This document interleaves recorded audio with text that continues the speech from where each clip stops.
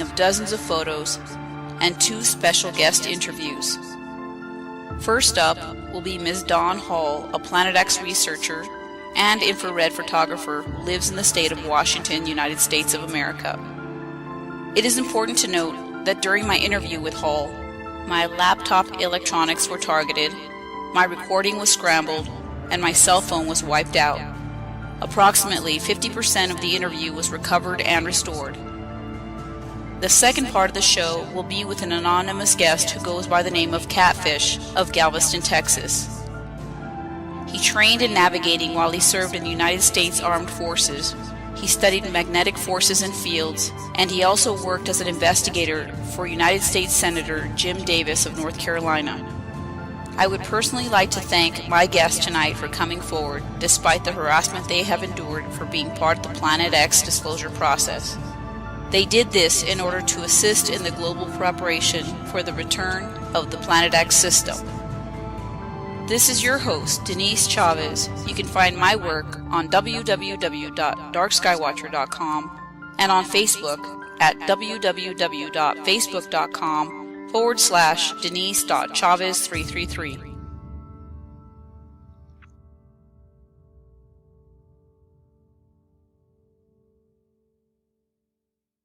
I couldn't believe what I was seeing. And then when I got in and developed it, I started editing them. I have a whole bunch more. The fleet is on its way. That's what it looks like to me. Yes. A couple of us did an analysis of the photos that you submitted to me this morning of the sun, and it does look like ships coming out of the sun. It's pretty incredible. Yeah. Yeah. And they were coming in profusion. My shutter button, I need to get a better camera so I can take, successive pictures more quickly. I have to wait for my camera. I push the button, but it doesn't take it the second I see what I see. And it can be very frustrating. But yes, they were everywhere. I was confused. It looked like we had a cottonwood, infestation of the seeds blowing through the air. That's what it looked like, didn't it? Yeah, there were so many, but it was only in that area around the sun. When I turned my camera and pointed it, in other directions to see if maybe there was cottonwood seed flying. No, it was crap. Well, before it gets too late, I'd like to welcome you onto my show. Thank you very much. I've been wanting to talk with you about this for quite a while now. Okay. When was it that you were taking photos of what appears to be UFOs coming out of the sun? Was that today? Yes, this morning. My usual routine, I clean my camera and head out the door just a few minutes before 8 o'clock. If I get into the middle of the street, I have a clear shot of the sun coming up over there. And as I began to shoot, I was not sure what I was seeing because there were so many what looked like just white specks. I thought maybe we had cottonwood seed that was flying in the air. I tested my camera in other directions, and no, there is nothing else flying in the air. All of it was localized around the sun. Okay, now upon enlarging one of your photos, it does appear to be fleets of the same type of UFO or craft, if you will. Yes, that's what it looked like to me, Denise. Oh my gosh. Yes, oh my gosh. Did I tell you about my dream last night? You did, and that's amazing, and thank you. Please repeat it again now. Okay, well, basically I woke up early this morning so as to write it down. I definitely remember a man's voice, and he said, "Cast down unto earth to be at war." So then I woke up and I saw your post with all the UFOs coming out of the sun, so there was some sort of weird correlation there. Wow. And it was a man's voice. I got goosebumps, girl.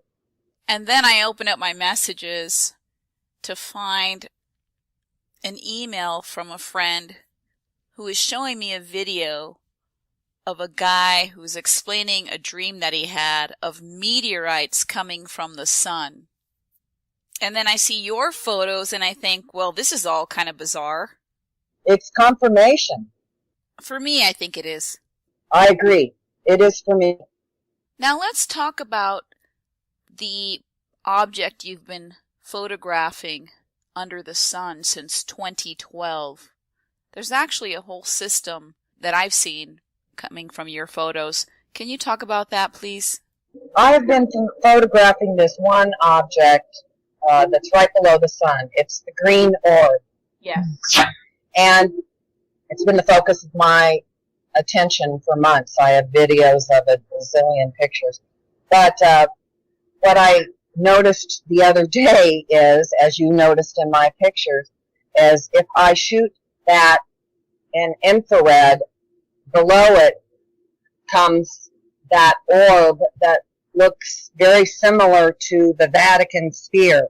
But below that, there's always this object, and it's in a blue bubble, but as I turn my camera to photograph it, it changes shapes, it morphs, and I think that that is a giant mothership.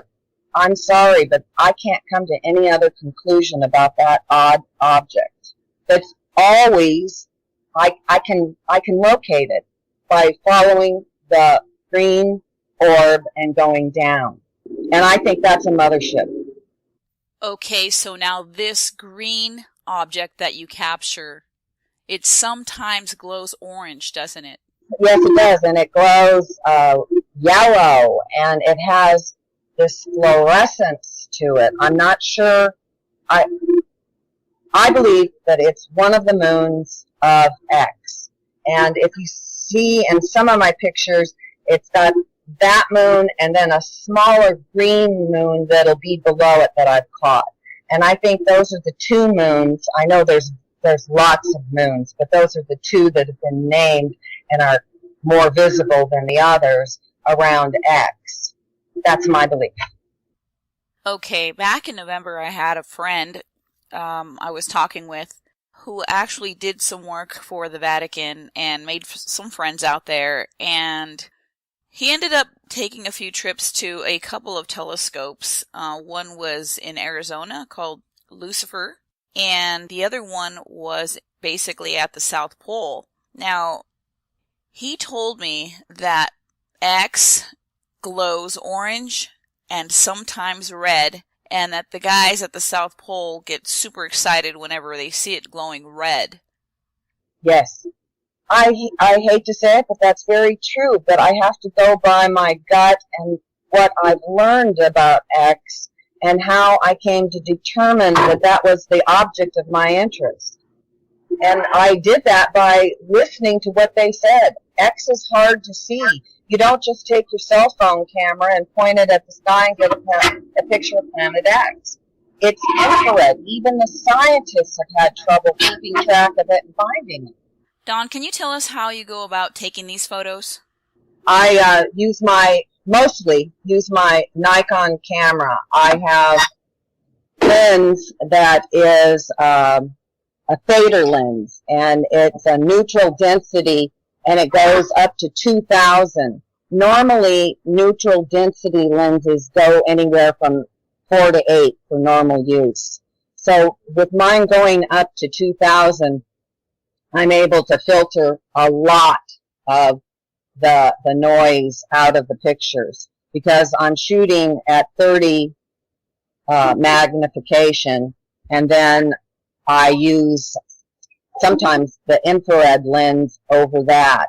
But pretty much with this neutral density lens, I can zero in and I can see things that you can't see normally. I can see through the clouds with it.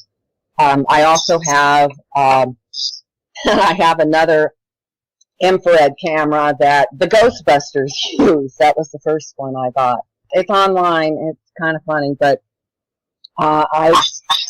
excuse me, I listened to them talk about X, and they were saying that it's infrared and, you know, the difficulty in spotting it. So that was my next move, was to get an infrared and start learning how to take an infrared picture and then how to process it so that what's there is visible. Because that's a whole other process. I think that I'm showing very clear images of the sun and the objects around it. I can't always give a definitive answer. I can't say, oh, this is such and such. I wish I could. I wish I could put those pictures up and say, wow, look at this. This is what's going on. I have to just say, help me out here, people. Take a look at this, and what do you think? Well, I have seen tons of videos and photos, and I have to say that your photos are probably the best that I have ever seen. Thank you. And the other day, what I did was I took my Fuji fine pics that I hardly ever use, and I used a telephoto lens with it, and then put an infrared filter on that.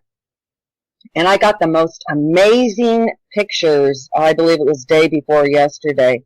I mean, you could see what looked to me like a red ring oval that's traveling like underneath the sun. And it's traveling so fast that it's just like this tunnel of red dust. And if you look closely, you can see that red and green orb looks like it's shooting around through it. You can even see like motion marks. You've got to remember, all of this stuff is not standing still for my photos. You know, it's in motion. Yeah, I'm trying to catch it, and when I am catching it, it is in motion, and that shows. Well, so how long have you been taking photos of this system? 2 years.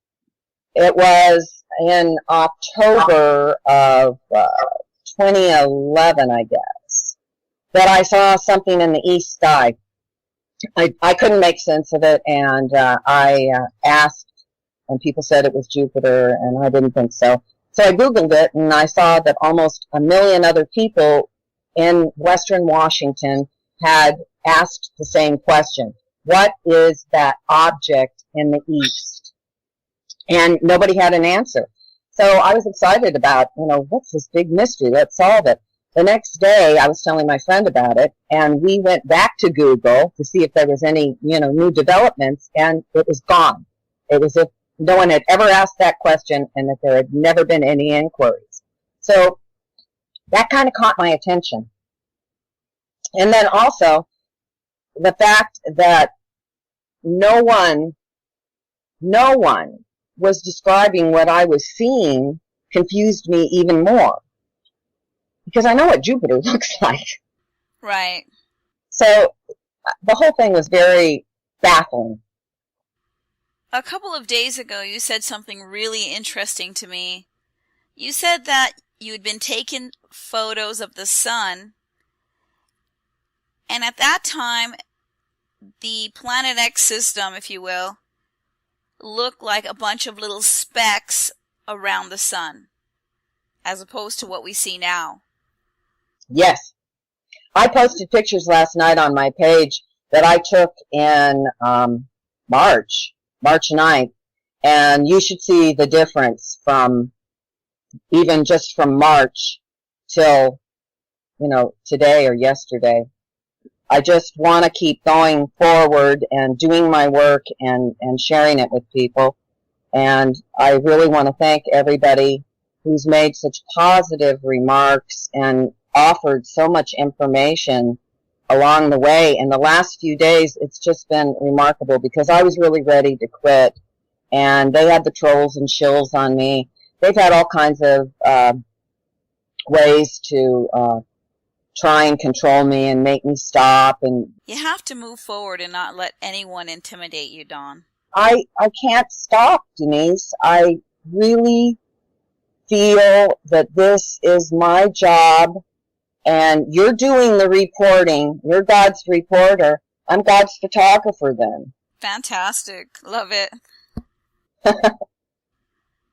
So from 2 years ago to now, How much closer do you think these planets have come? Oh my gosh. I mean, in the beginning, I was taking pictures of flares and clouds.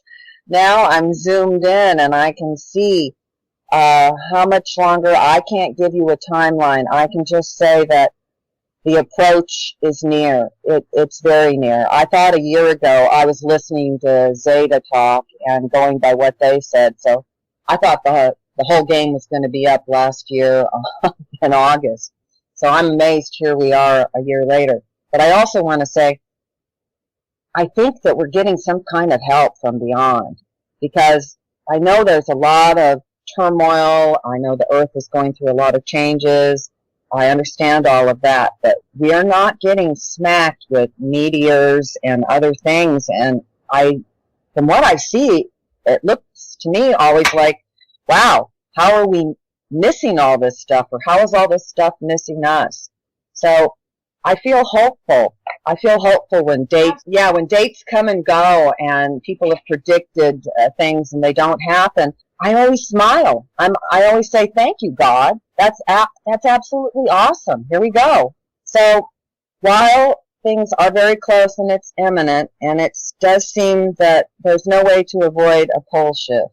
I don't know what that'll entail. I've read about it, but until we go through it, how can we ever know? So I think that there are earth changes that are imminent, and I think also that it is very close, and it sounds like it might be making its approach up from the south through the Atlantic Rift, from the earthquakes and all the stuff that's going on right now. So with regard to your camera equipment, you say you're using infrared lenses now? Infrared and neutral density, polarizing neutral density lenses. And I have infrared cameras that shoot just strictly infrared, but if I want to get in tight and close, I use one of my other cameras. I have one camera that goes up to a 60 power magnification, but I find that that's too close. If I hang back at about 30, 35, I am able to get a lot of detail into the picture. And you're basically shooting right through the chemtrail sky, aren't you? Oh boy. You know, they put so much stuff in there that if you hit autocorrect, what you get is like, it just turns into a big white cloud over the picture. Very interesting to watch, because they put something in there that, I think it's the aluminum that is real reflective. Yeah. And yeah. So, that can be tricky too. Can you tell us what would be the best time to capture these objects? For me, it's just around 8 o'clock in the morning when the sun is visible up over the hill there. The reason it's best then is you get kind of all of the planets. It's in a tighter formation, you know, as they're kind of coming up before they spread out. And then I like to take pictures around 11 or noon, and then in the afternoon, anywhere from 2 to 4, I can catch some good stuff. My sunset's pretty much blocked. I do go out and take the sunset pictures, but I haven't been picking up a lot. They keep it really heavily sprayed in our west, and that's where the sun is going down. I mean, the clouds are so thick that if you take a picture of them, it just looks like a wall with fire edges. It's very weird looking. Can you give us your location, please? Yes, I'm in the Pacific Northwest. I'm in the state of Washington. And I'm shooting mainly in the southwest sky. You know, people want to take their cameras, go outside, point it at the sky, and get a picture and say, oh, look, there it is. You can't do that. I'm sorry. I wish it was that easy. If it was that easy, then we'd all know the truth. These things are not visible in this light spectrum that our eyes see. We need special equipment to be able to see these things. It's upon us, Denise. It's upon us. It's very, I mean, the sun is 93 million miles away. And these objects are in front of it. So they're not somewhere else. They're here, and it's real. And you can see the elliptical orbit in my pictures of X. It's not years away like some people are talking. I thought it would be gone by the end of July. That had been my information, and I was really surprised when it hadn't moved out of our system, and it doesn't, it didn't look like it's going to be, here it is the end of August, and it's still hanging around. So I don't think anybody has a timetable for it. How many main objects have you seen in the sky recently? Okay, the main objects would be, of course, the little green orb and the other little moon, the sun, what's behind the sun, the big pink thing behind the sun. Then there's another, like, yellow sun behind the sun. There's a big blue. There's the striped one. There's the maroon one. There's green, red. There's countless moons and other small little orbs. Then I've seen the black one. You've named 10 so far. That shows up occasionally and more recently, and only when I'm shooting in infrared and shooting, at a long distance. So that's an interesting thing to me too. So everybody else in the picture, all the other players, can't name them. All right, well, my time is up, and I'd like to thank you for being on my show. Thank you.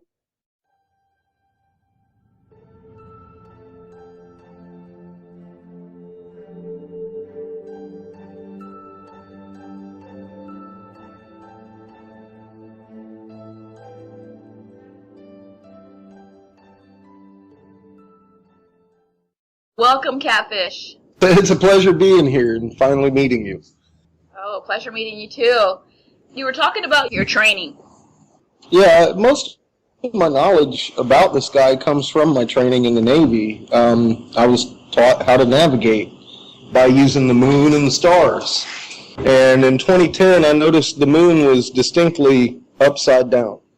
Tycho crater belongs at about 5:30 on the face as if it was a clock, and I saw up at about 12:30. And started watching it very closely every night and realized it was spinning a full 180 here, and kind of got me online. I wanted to find out why, because I knew what that meant. It's not the moon spinning, we're spinning, or our axis has changed and the moon is actually at one of the poles at this point, because that's the only way you can get the phase shadow to move. If you spun a ball beside the lamp, you're never going to get that shadow to move, and that's in effect what we have with the moon.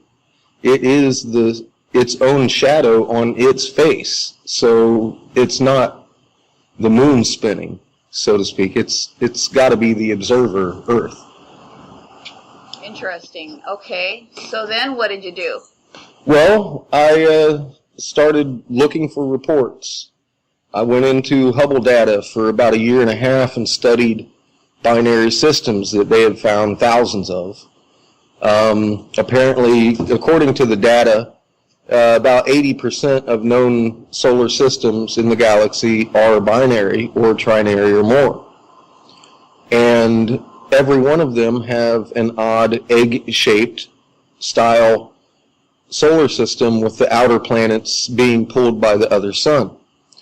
And 20% have one star. And in every one of those one-star systems, they have perfect alignment and circular orbit. So I realized right there we had a fingerprint that told me most likely we have a binary star. I wondered if it was a black hole, a star. At one point I was wondering if it was like that CERN had released a black hole or something. I didn't know. There were a lot of theories going around. And then somebody linked me up with these all-sky cameras, And I had been watching a distinct pattern in these quakes every day, starting out sometime around Christmas last year. And it just, yes. And it keeps getting stronger and stronger. And then somebody gave me that link to the All Sky, and I deduced where the anomaly should be. I locked it in. The night Northern California had that 7.0 quake, February maybe. There was quite a few of them that night. I knew where where the anomaly would be. I locked onto it and found it in my first picture. Since then, I've taken hundreds of pictures of it. And then I realized... Okay, when you say you've taken hundreds of pictures of it, what is it? It's a bright blue ultraviolet sun. Interesting, okay. It sheds a yellow and a red light. It doesn't really shed light like our sun does. It's an ultraviolet light. And a lot of people might not recognize it when they're looking at the sky because it merely just pretty much changes the color of the clouds. It doesn't really brighten the sky too much, although it can dim out the stars. And when I found it in Alaska, I realized I was looking at a very special camera that takes MRIs of the sky. And I started capturing the magnet picture instead of the visual spectrum, because visual spectrum can have any argument from it's a random light to it's a lens flare. Okay. Where the MRI is not like that. It doesn't work on a visual spectrum. It works in the magnetic spectrum. And I started picking up a very distinct magnetosphere of this thing rising at midnight after the sun had went down. So I took a picture of it. And then I took a picture of the one in the daytime of our sun and noticed that it was a diamond shaped. It looked compressed. And it has multiple orbs in it. So they were small, very small orbs, and I kept taking pictures and kept taking pictures. And then here in July, I took another magnetic spectrum of our sun and noticed that the 5 different orbs now are at least as big as the sun, if not bigger, inside the orb of the magnetic, telling me that whatever that is coming closer.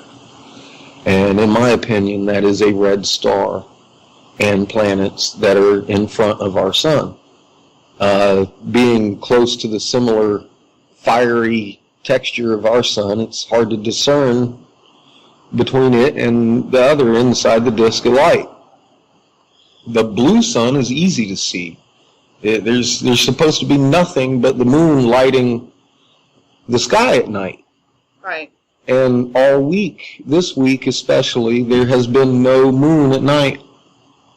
And I have been taking pictures of every place on this planet with distinct light at night that looks like moonlight on the horizon, or maybe the sun is rising on the horizon, and all the clouds are fiery red and orange.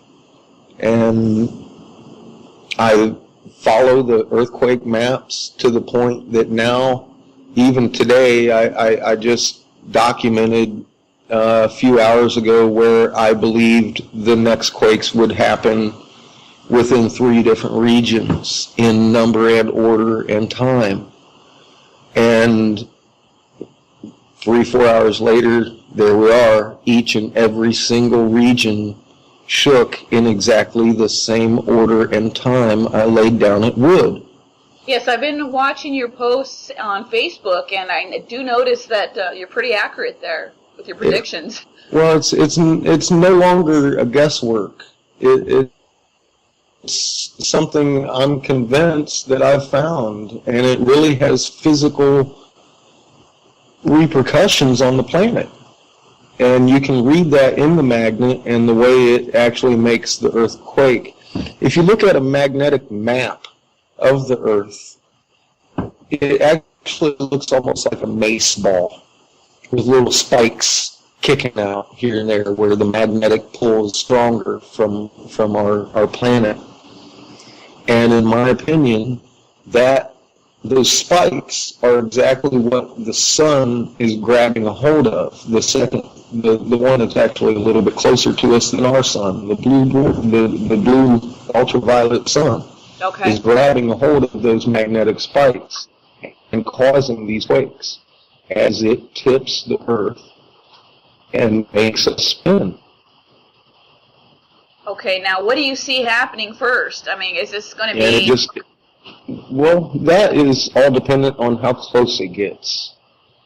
And from what I'm seeing, it's probably going to get pretty close. Like I referred to our sun and its magnet with the big orbs in it, there's definitely objects coming this way closer to us.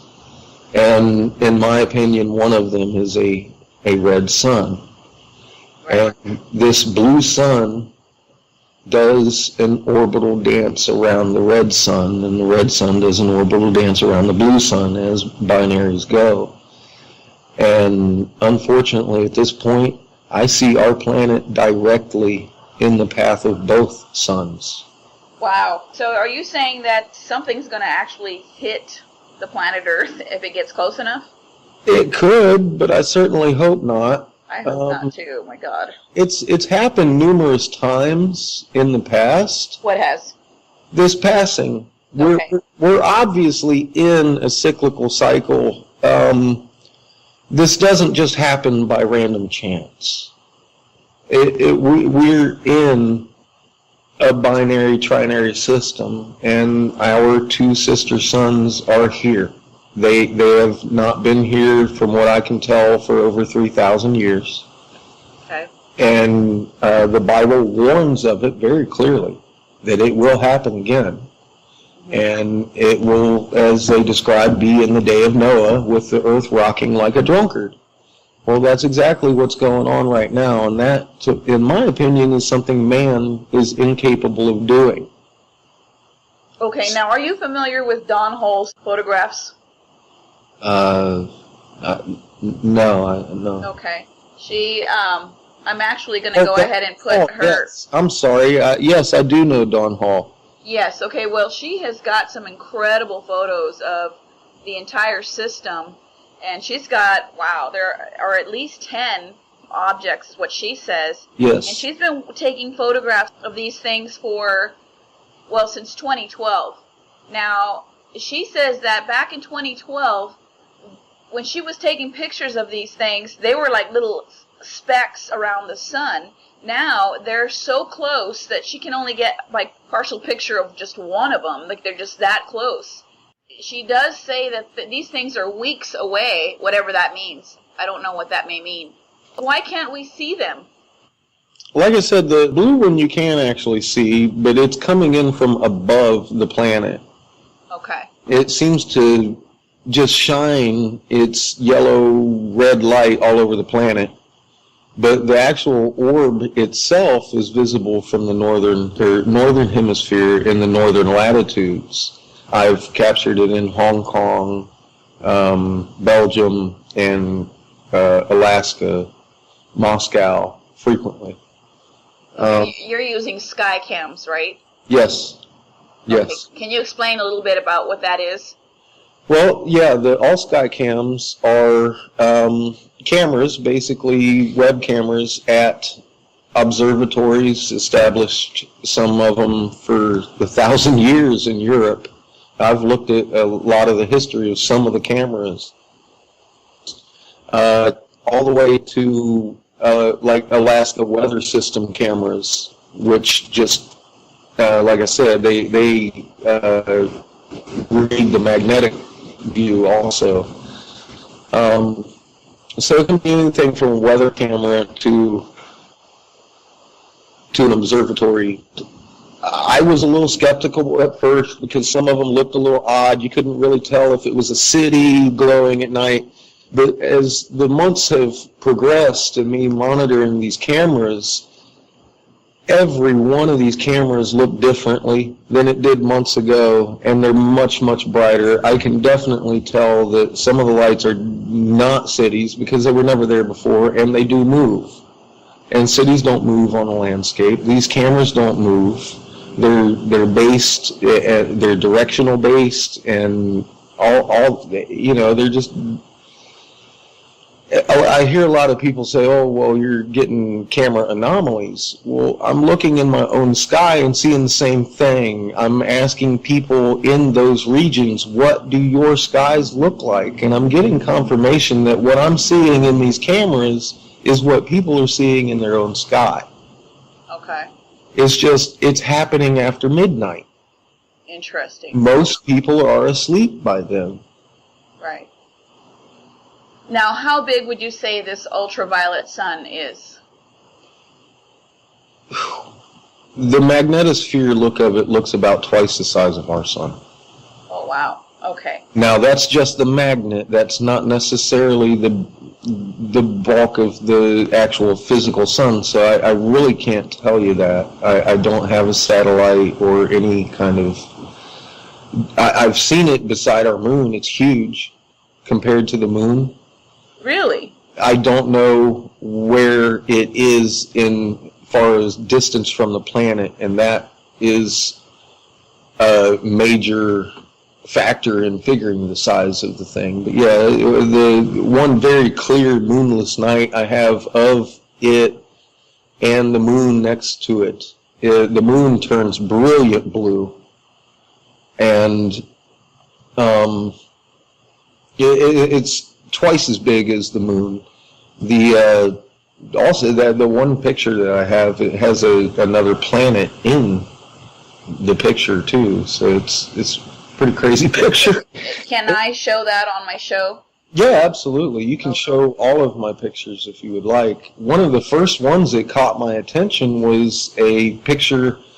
Like I said, I was following this red sun, and this is before I had figured out some of the cameras were magnetic spectrum.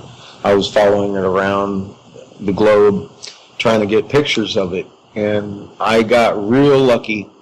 In Madrid, I captured a blue planet, and it had a big black moon beside it. And I went and looked for a blue planet with black moon, and we don't have one. The only thing I found online was a picture of the Death Star. Oh my gosh! Wow. Well, that's not what I'm looking at. Okay, now let me ask, where are you at right now? Me, I'm in Galveston Island, Texas. Okay, and then you're doing all of your research from your computer and online, and you're going onto these cameras. So when you say you're going to Madrid, you're actually in Texas. Yes. Looking. Okay, that's fine. Thank you. I appreciate that. My pleasure. And your focus is on the ultraviolet sun, yes? Yes. Okay, now, so you're saying this ultraviolet sun is about 2 times, at least for what you can see, the size of the moon? Yes. Okay. Wow. I can't wait to see that photo. Yeah, I'll post it for you. Okay, all right. Wow. So what else do you see coming? I imagine the quakes are going to get worse, and they steadily have since I've been saying that. I mean, we've had how many 7-point quakes this last 2 weeks? Right. They changed the scale at Fukushima. These quakes that are happening are equivalent to the one in Fukushima, and I find it kind of funny nobody's talking about it. Yeah, they're downgrading these quakes, right? Yeah. They're downgrading the actual magnitude of the quake. The magnitudes, and even the ones that come up as 7s. That's the old 9 on the old scale. Wow. Okay. That's a Fukushima quake. That's the equivalent of it, and that's all they could talk about for the longest time after that happened. But I don't know if it was because of the wave or the magnitude, but they kept talking about it. Well, we've been having those kind of quakes frequently now. Right. So I was up 2 nights ago, and I was doing my research in the middle of the night, and I could feel something. I can feel the earth tremor. Something's going on in the middle of the night. Well, it's because we have another magnet on the night side of the planet pulling on us. It's very much akin to something I used to play with as a kid. I didn't have a computer. I had 2 pieces of string and a button.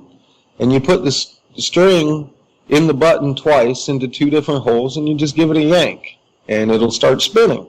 Okay. And you yank it really hard, the button in the middle just goes boing and starts to bounce and vibrate. Yes. Well, that's pretty much what the best analogy I could give for 2 suns pulling on a planet.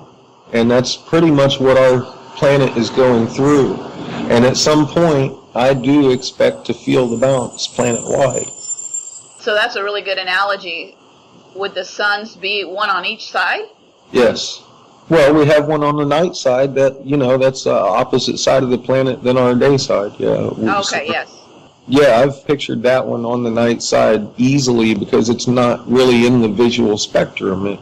It causes strange things to happen. If you know what you're looking for, you can see it in the clouds. I can see it.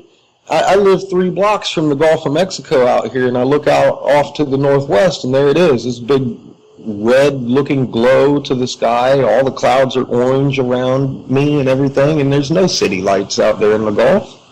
Yeah, I imagine that's probably what's going on with the weather, the sinkholes, the quakes, all of the above.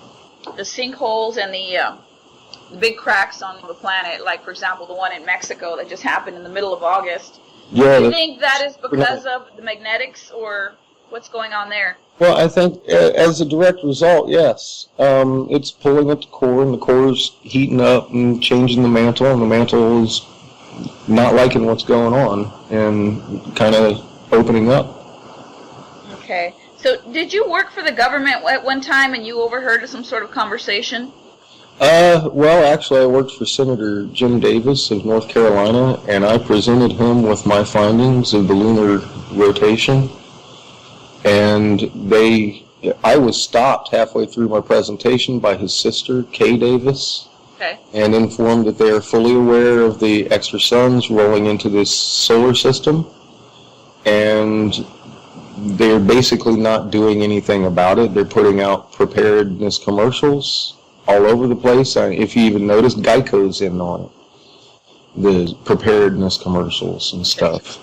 And I got angry and told them that they have made prepper a dirty word, and what do they think they're going to accomplish? They need to start putting up tent cities up high and getting people out of Charlotte and, the low-lying areas. Mm-hmm. Because they fully told me that they expect 3/4 of the population to die off before the end of this year. Before the end of 2014? Yes, I find that extremely disturbing that our politicians would just allow this to happen and try to hide what's going on this planet. Now, what year did they tell you this in? They told me that actually in January. Really? Yes. Okay, all right. Oh my. So, did they actually use the terms extra suns? Yes, she actually designated it as G1.9. It's a red dwarf that she was talking about. I hadn't discovered the blue one yet, so it wasn't mentioned. Okay. I don't even know what to say to that. Anything else that they said that we should know? Well, I reminded her that she lived in the Bible Belt, and the people find out that she knew she would be hung from the nearest post, and she said she would be secure in her bunker first.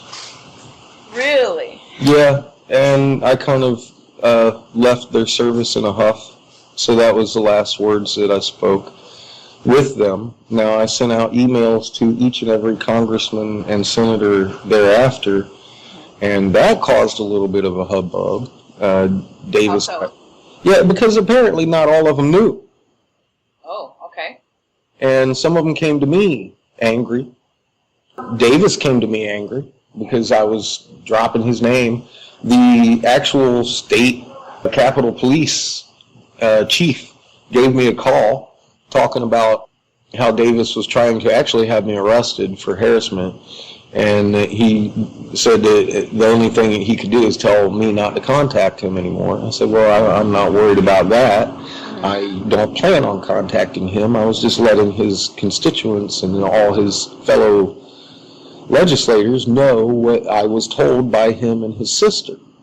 And the guy asked me if I could send him a copy. I said, well, didn't they give you one? He said, yes, they did, but they took it back. So a copy of your report? Yes. So I sent him a copy personally.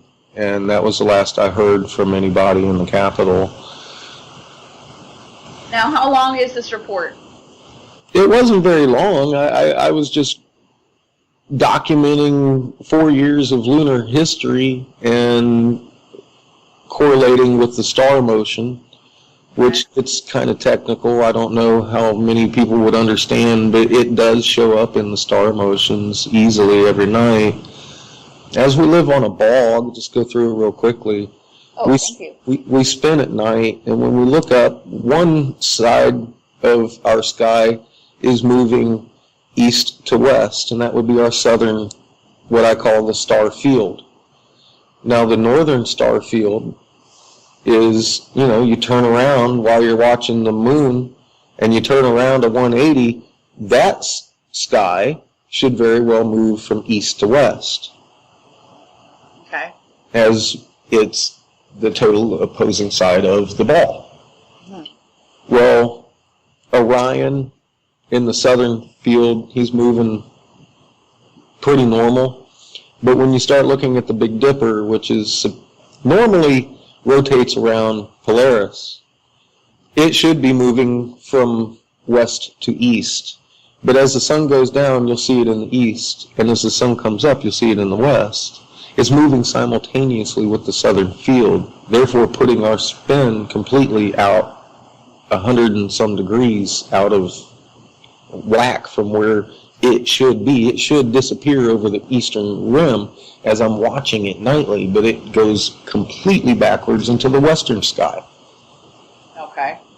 So that basically puts both star fields moving simultaneously. And if you watch the star motions and line up with the red glow on the horizon that I see every night, those stars are running directly away from that, which means that we're tilting directly towards it every night. That is the perturber. Interesting. Okay. It began showing up in August of 2013. And that's what prompted me to actually get a hold of Davis and start presenting my findings, because I had correlated, even without seeing the body itself, that this pink red light is what's causing our moon and our stars to act funny, because I stood there and documented that, oh my God, these are running in a straight line away from this light. And when the light first started showing up, it was between 3 and 5 a.m. I'm a full custody dad of a little boy.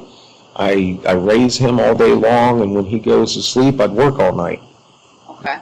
And I was up, so I saw all these things going on. And when it first showed up, for almost 2 weeks, I swear I thought it was like somebody had built a parking lot out in the middle of nowhere in the Smoky Mountains with pink lights, because I didn't want to even think what it really is. And I was driving around in the daytime trying to find the new factory or whatever had gone up on the other side of the mountain.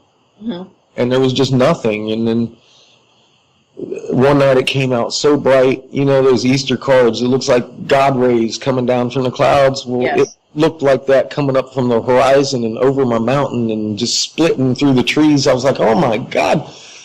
So I woke up my son's grandmother on his mother's side, who's a pretty wealthy dentist. I didn't want to be making her think I'm crazy. She could take my son from me if I was. Mm-hmm. So I called her up at 3 o'clock in the morning talking about, Pat, can you go outside and look? She lives in Philadelphia, about 800 miles from where I was at the time. And she said it was raining really bad. She didn't want to. And I begged her to go out just on the front porch and tell me her sky wasn't pink. And she walked out, and I didn't hear from her for about 15 or 20 minutes. When she came back, she was babbling about, is it a sun or is it a star? Is it a sun or is it a star? I thought it was a spotlight. She walked around apparently she walked around the neighborhood trying to figure out which one of her neighbors had hung the pink spotlight in the sky. Wow, okay. She saw more of it than I did that night, and it scared her. What's the approximate date? That was around August 3rd to 5th.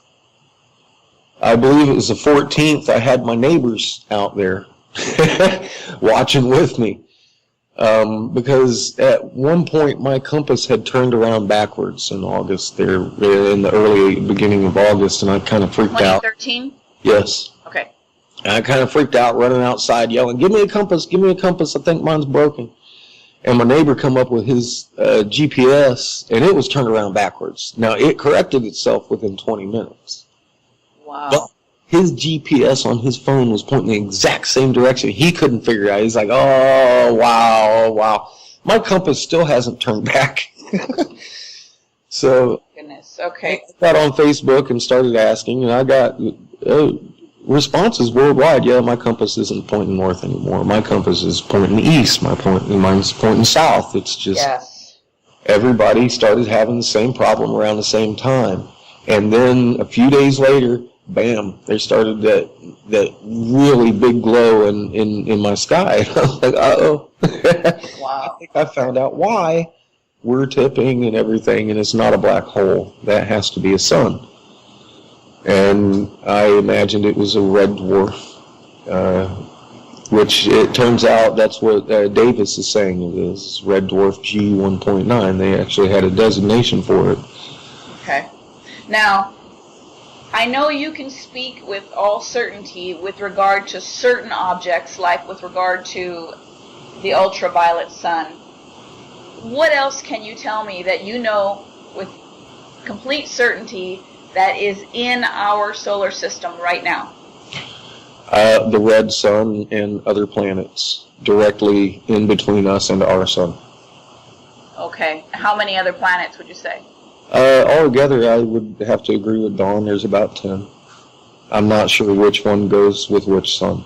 And you've seen them? Yes, I have pictures of them. Okay, and you're going to submit those so that I can put them on the show? Yeah, they're all on my page. So is there anything else you wanted to say? Well, especially with regard to the near future. We're in August, late August 2014 now. Or what do you feel that is going to happen here? The first thing we're going to notice is the increasing price of food.